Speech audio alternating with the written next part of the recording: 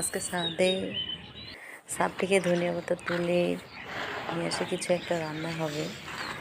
তো দেখেন, আমার এটা ছাদে কিছু গাছ লাগিয়েছি, ছাদ বাগান বলা যাবে না, খুবই অল্প কিছু গাছ, এখনও সেভাবে গোছানো হয়নি।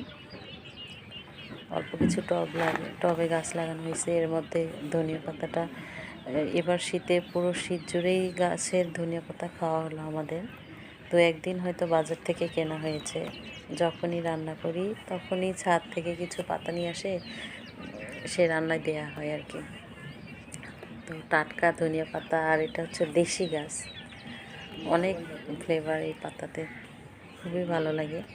তো এই ধনিয়া পাতা দিয়ে আজকে আমার রান্না হবে, ছোট মাছের চচ্চড়ি করব আজকে। এই মাছটাও আজকেই নিয়ে আসছি, অবশ্য বাড়ির সামনে থেকে কেনা হলো। মাছটা খুবই টাটকা ছিল। তো এই ছোটো মাছের চচ্চড়ি পছন্দ করে না এরকম মানুষ মনে হয় নেই। আমরা সবাই এটা পছন্দ করি, খেতে অনেক মজাই লাগে। তো এই মাছ রান্না করতে গেলেই আমার আব্বার কথা মনে পড়ে। আমার আব্বার খুবই পছন্দের খাবার এটি, ছোটো মাছ চচ্চড়ি আর একটু মসুর ডাল হলে আমার আবার আর কিছু লাগে না। তো আমারও তাই। আজকে এই মাছটা রান্না করলাম, ভাবলাম আপনাদের সাথে একটু শেয়ার করি, এই জন্যই এটা করা। আমরা মেয়েরা যখন রান্নাঘরে যাই আমাদের কত গল্প বের হয়, কত কথা, কত স্মৃতি।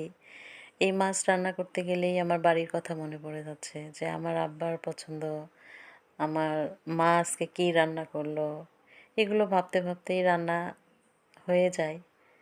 মন খারাপ হয় অনেক সময়, হয়তো দূরে আসি, দিতেও পারি না।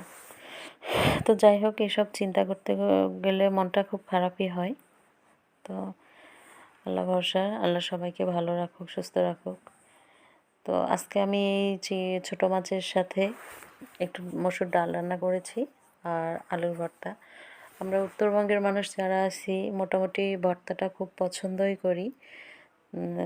3 বেলার মধ্যে যে কোনো একটা বেলা অন্তত প্রতিদিনই আমাদের ভর্তা চাই। অন্তত আমি তো প্রতিদিনই রাখার চেষ্টা করি। তো আজকে আমার এই ছোটো মাছের সাথে আলু ভর্তা, মসুর ডাল, আর কিচ্ছু লাগবে না, এটাতেই অনেক মজা করে খাবো ইনশাল্লাহ। তো আজকে আপনারা কে কী রান্না করলেন আমাকে জানান, অবশ্যই জানাবেন। আর অনেক অনেক ধন্যবাদ এত সময় নিয়ে আমার ভিডিওটা দেখার জন্য।